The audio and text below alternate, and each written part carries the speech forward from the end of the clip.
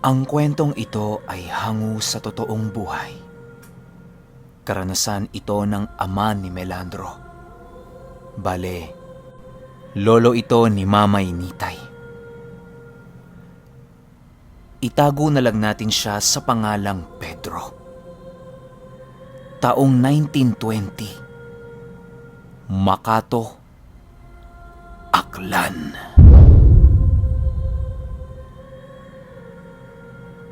Itong mga panahong ito, kasalukuyang naninirahan ang pamilya ni Melandro sa isang napakaliblib na lugar sa Makato. Ang kanilang tirahan ay literal na katabi lang ng gubat na pinaninirahan ng kanilang gabay na engkanto upang mas mapadali ang kanilang gagawing ritual sa oras na merong isa sa kanila ang magmamana ng pagiging singiw.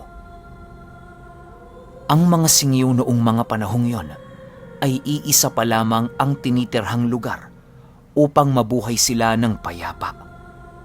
Di rin nila ginagamit ang kanilang aral ng basta-basta dahil sa alam nilang masyado itong mapaminsala.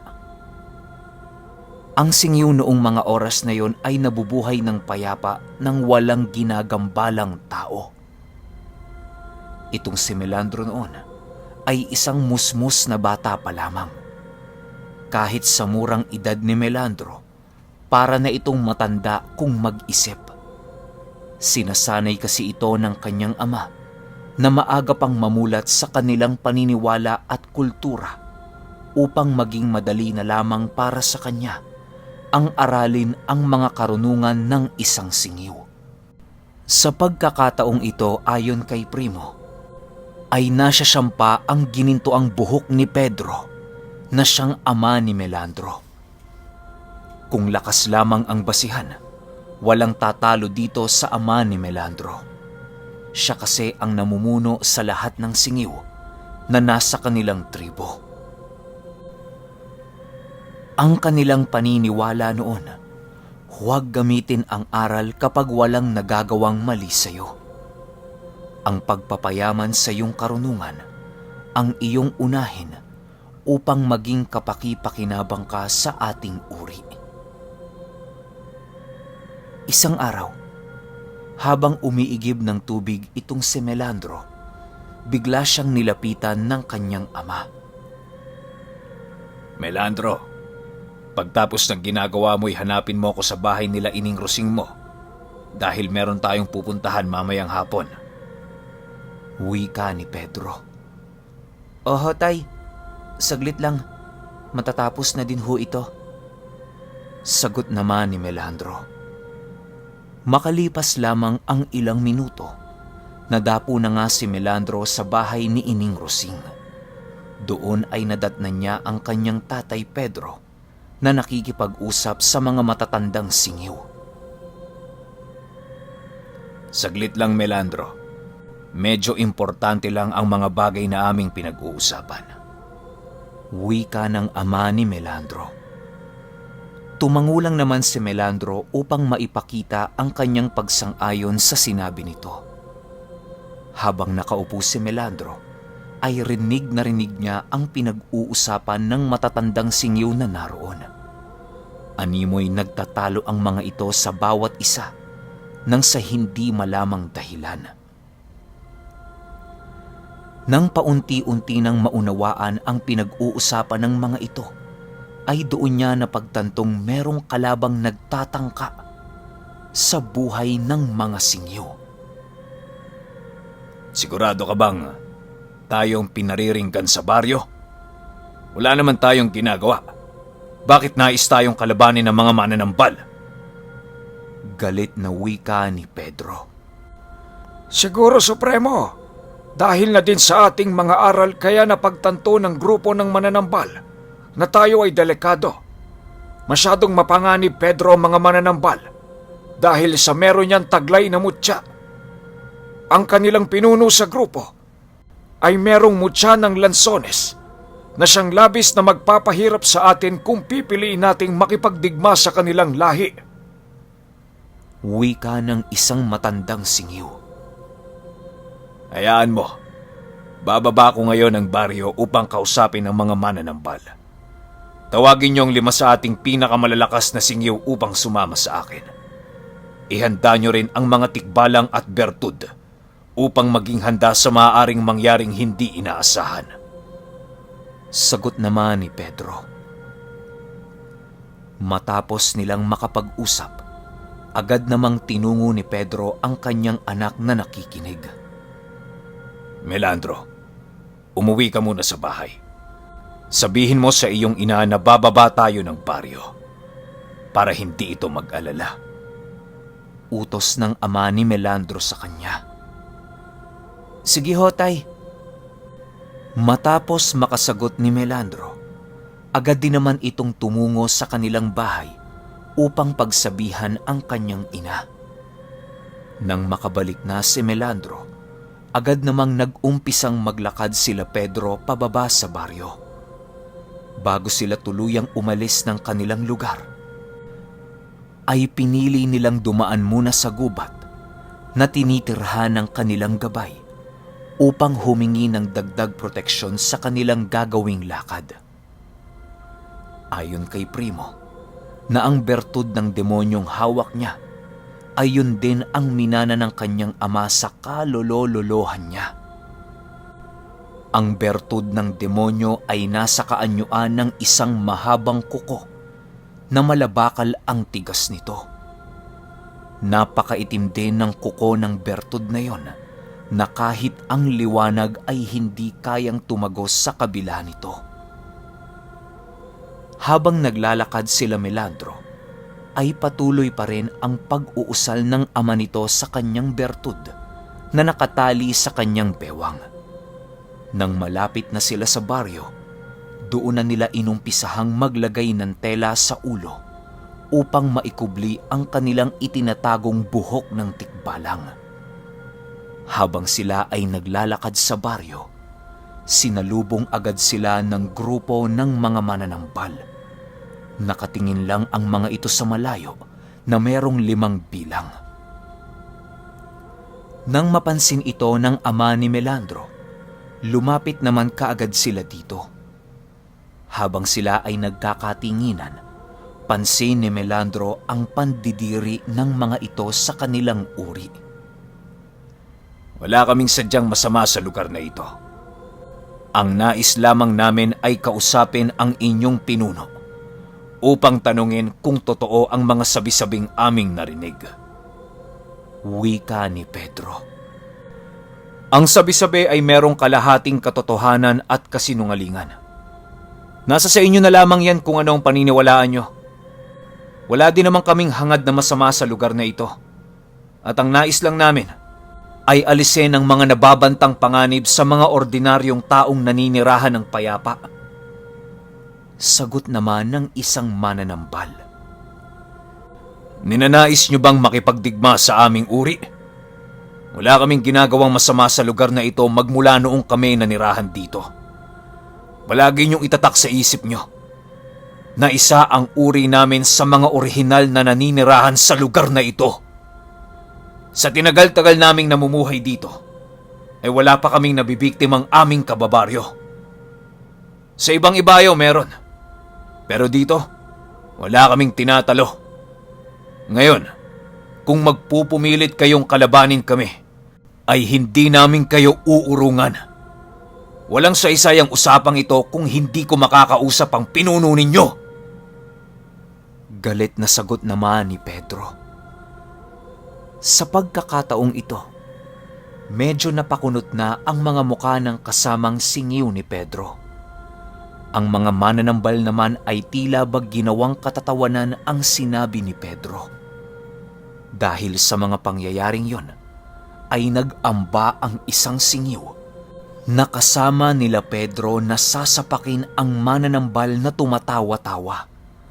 Agad naman itong pinigilan ni Pedro, gawa ng ayaw niyang sila ang mag-umpisa ng gulo. Huwag kayong pakakampante sa mutyang taglay ninyo. Baka kasama nyo yang maibaon sa lupang inyong kinatatayuan. Tara na! Umalis na tayo dito.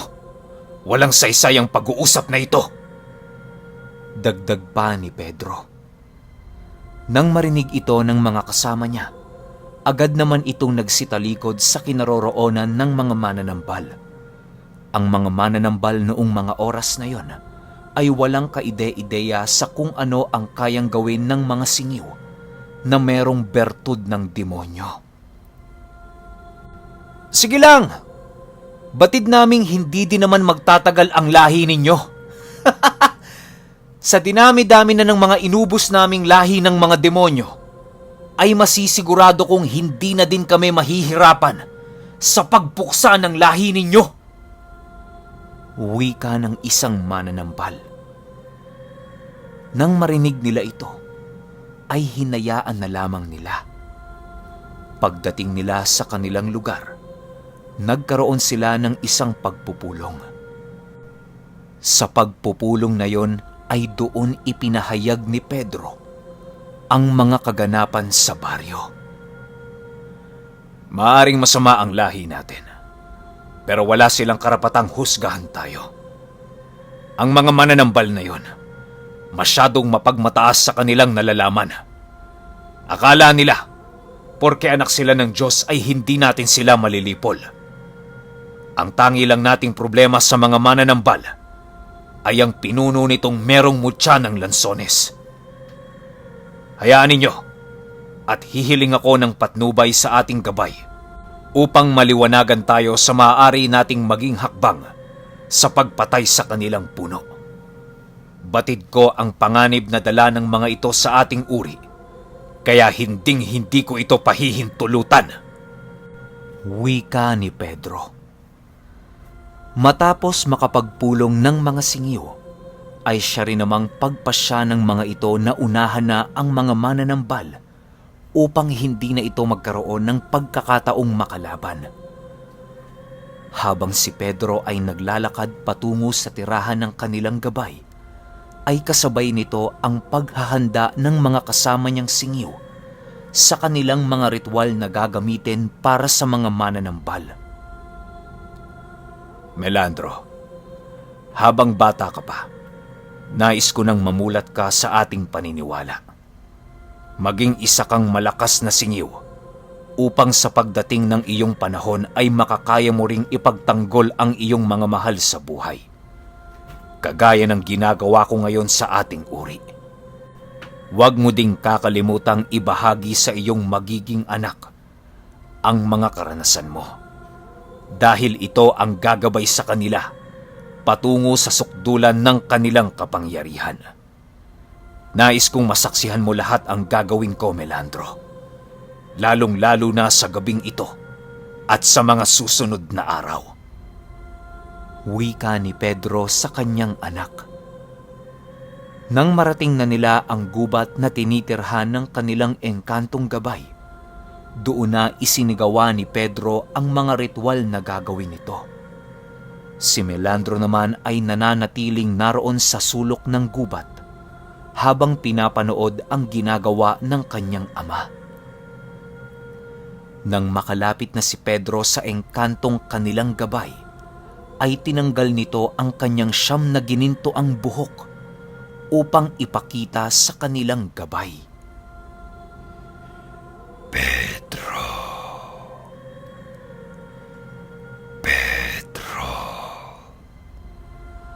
ano ang nais mo? Sa klase ng iyong alay ay meron itong malalim na kahulugan. Wika ng engkanto. Nais ko pong humiling ng gabay sa panganib na kinakaharap ng aming angkan. Sagot naman ni Pedro.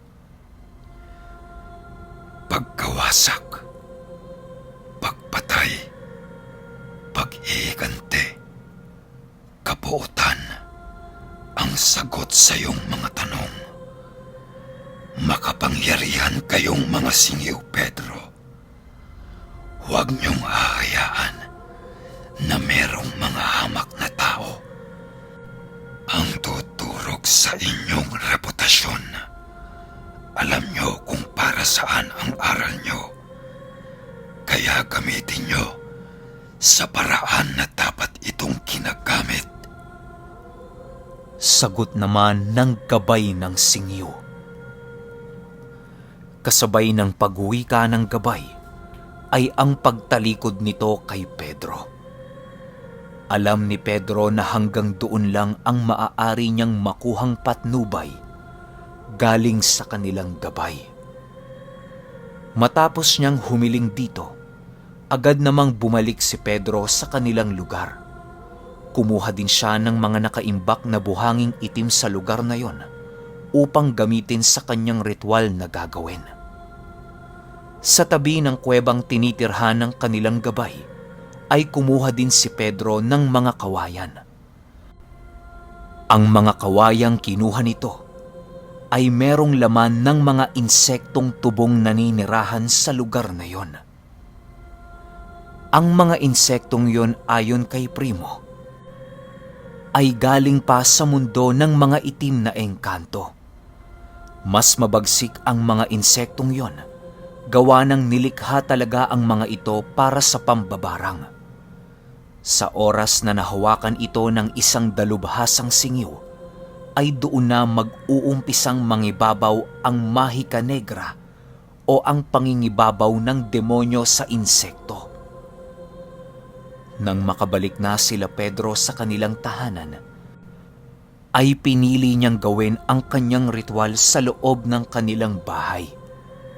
Paghubad ni Pedro ng kanyang siyam na ginintuang buhok, ay kasabay nito ay ang pag-uumpisa ng kanyang ritual na ginagawa. Nang mahawakan na ni Pedro ang siyam na kabayong gawa sa itim na buhangin, ay dahan-dahan itong lumabas ng kanilang tahanan.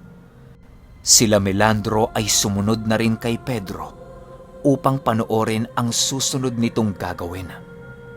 Paglabas nila ng tahanan, ay laking gulat na lamang ni Melandro nang makita niya ang iba pang singiw na lumabas din ng kanilang pamamahay.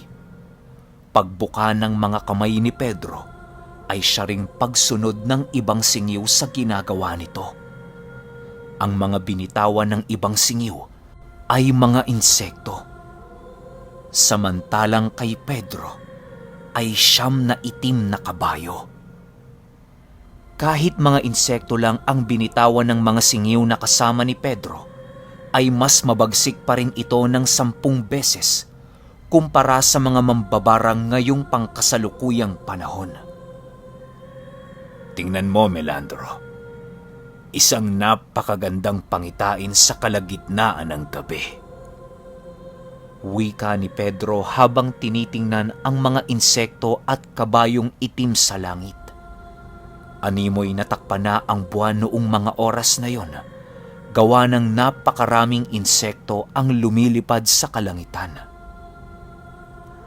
Ayon kay Melandro, na kahit malayo ang mga biktima ng barang, ay ramdam pa rin nila ang paghihirap nito.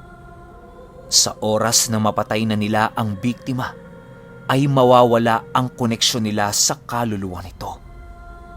Pero sa oras na magapi ang insekto, ay maaaring ikamatay ng singiw na nagpalipad ng sakit sa binibiktima nito.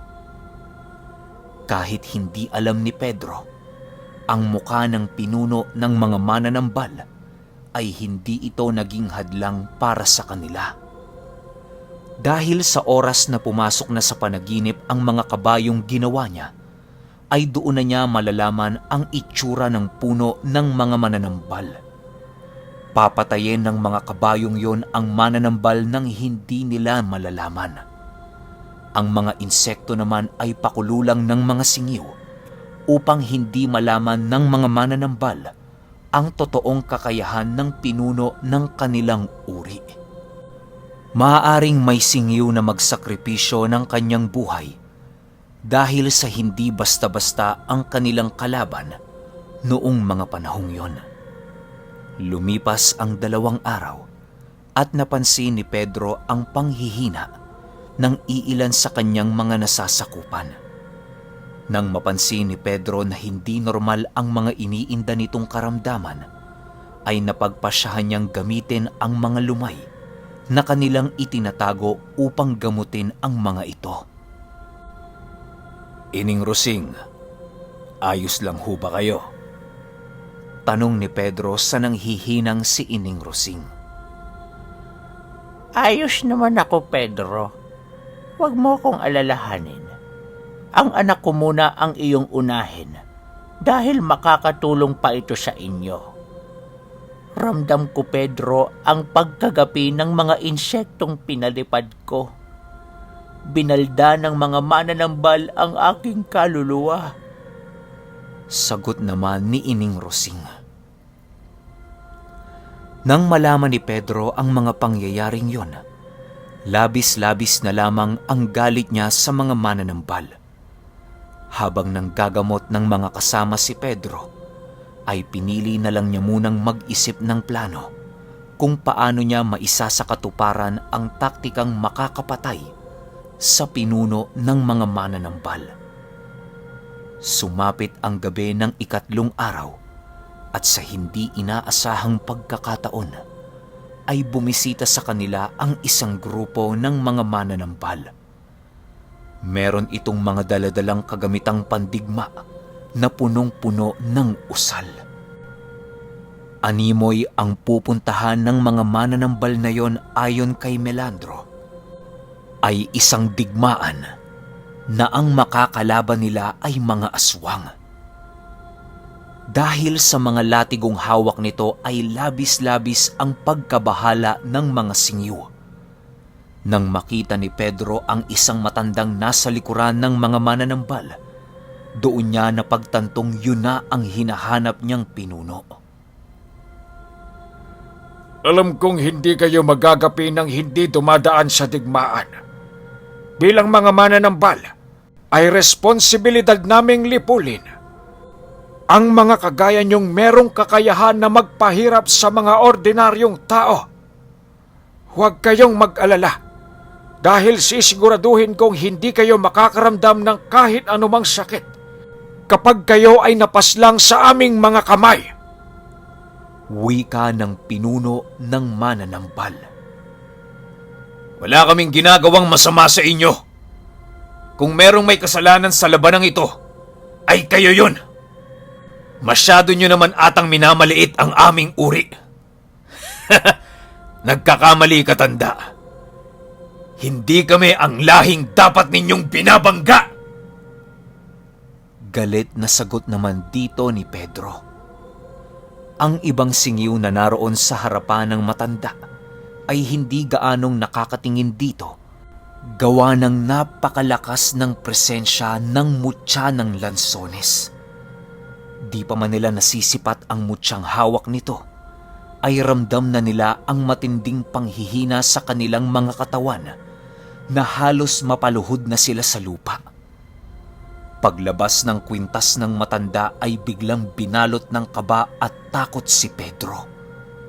Gulat na gulat maging ang pinuno ng mga singyo, gawa ng maging siya ay nababahala dahil sa lakas na taglay ng mutya ng lansones.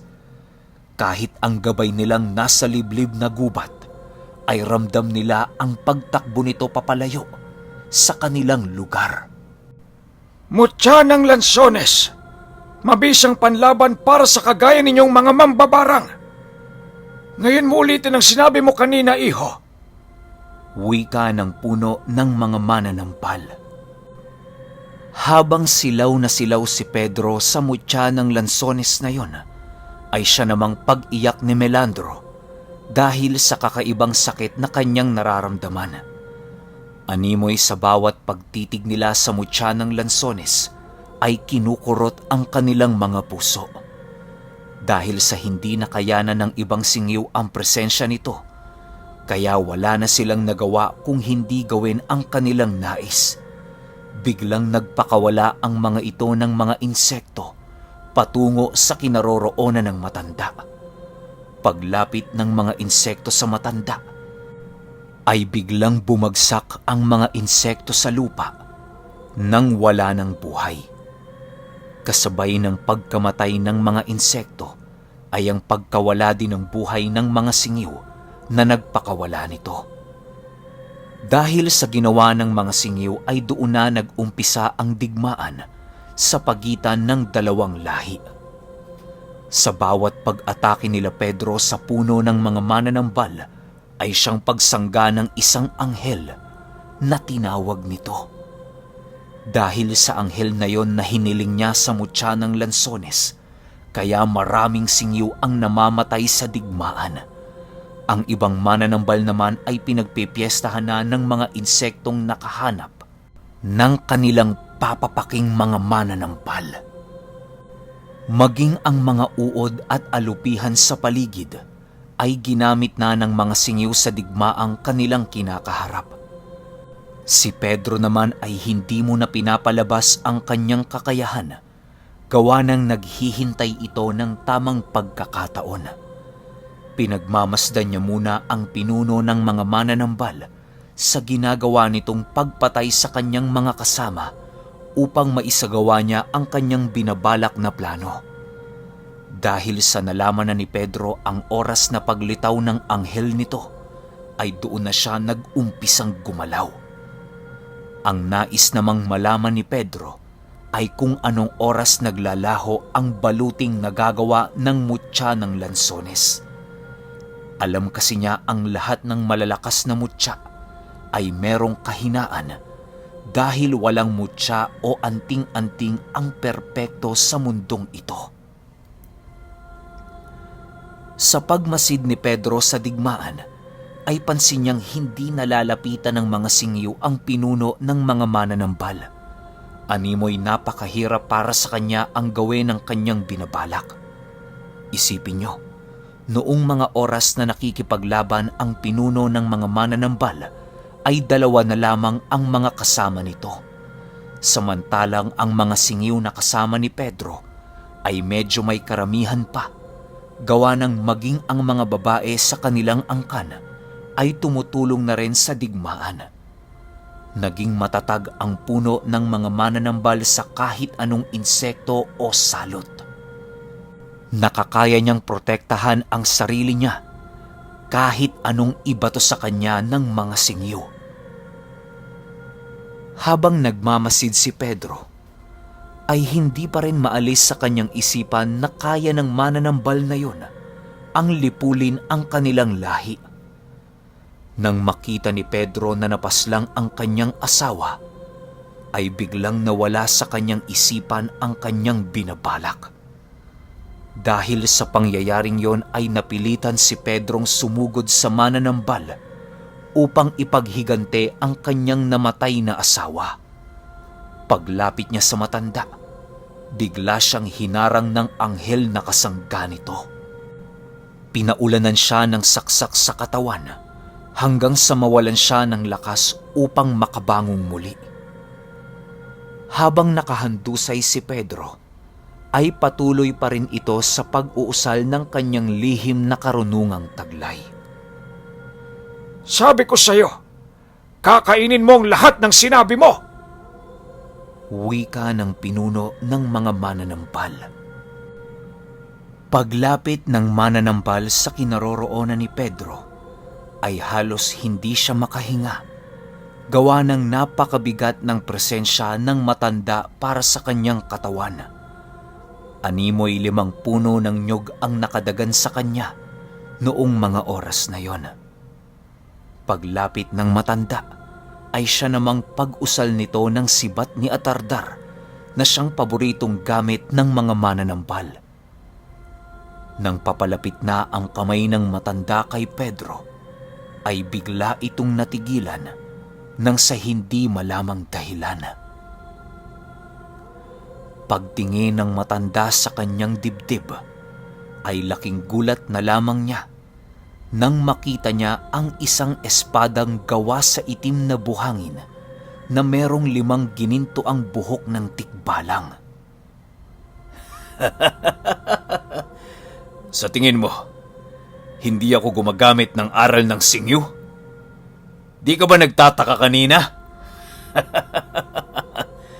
Ang mga tikbalang na nasa ilalim ng aking pangangalaga ay isinakripisyo ko upang magapi ang isang tulad mo. Nang mapansin mong kumakaripas ng takbo ang aming gabay, ay masyado kayong nakampante.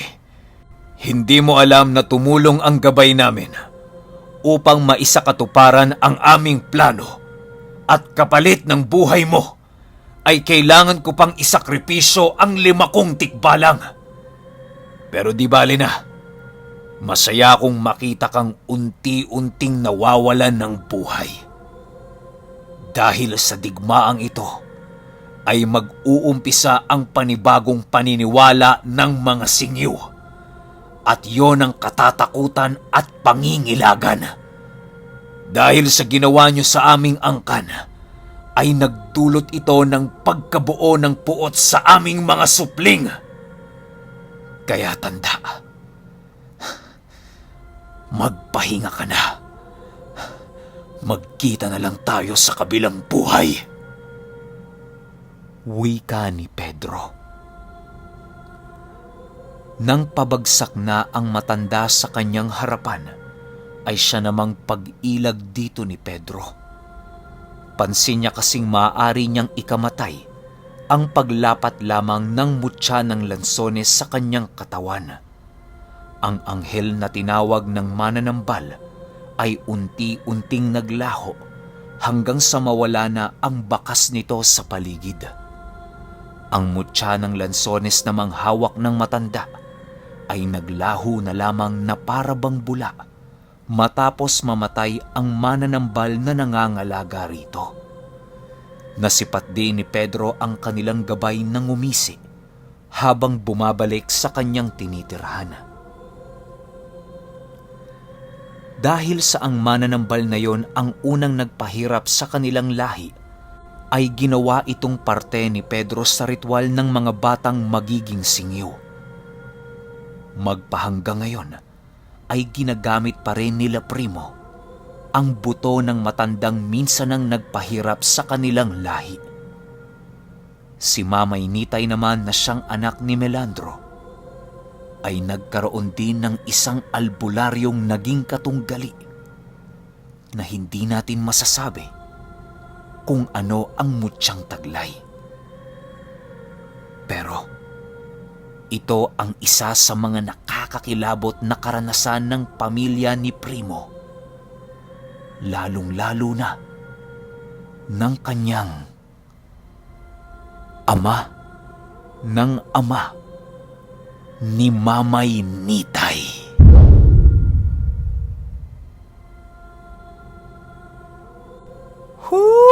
Grabe! Grabe naman yung kilabot ko sa laban na yun, yung mutya ng lansones tsaka singiw.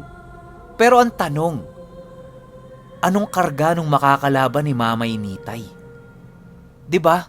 Tsaka, hindi ko alam kung anong gagawin kong title eh. Siguro, gagawa na lang ako ng playlist, tapos nandun yung pagkakasunod-sunod. Parang ito kasi yung Mamay Nitay 1 eh. Ano sa palagay nyo? Kung ito yung Mamay Nitay 1, tas yung Mamay Nitay 2 yung sa tatay ni Mamay Nitay, tas yung Mamay 3 yung Mamay Nitay 1, tas yung Mamay Nitay 4 yung paparating na kwento. Feeling ko ganun yung lineup eh. Ano sa palagay nyo? Ganun na lang yung gawin natin para dun sa mga bagong subscribers natin, hindi sila malito. 'Di ba? Comment naman kayo ng sunod-sunod na Mamay Nitay. Yan. Sa mga comment na yan ako mamimili ng isa-shoutout natin sa susunod kong upload. Yun lang. Hanggang sa susunod na kwento. Salamat.